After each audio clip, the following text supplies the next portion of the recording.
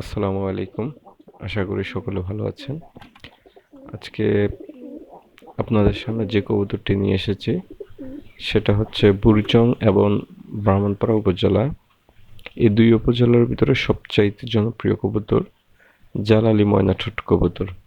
এটা আসলে অত্যন্ত আকর্ষণীয়, দেখতে সুন্দর, খুবই সুন্দর একটা জাতের কবুতর।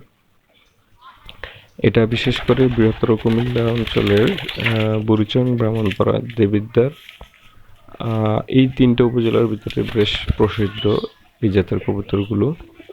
এগুলো দেখতে যেমন সুন্দর, এগুলোর ডাক অত্যন্ত চমৎকার। এই জাতের কবুতরগুলোর একটা বিশেষত্ব হলো এগুলোর ডাক।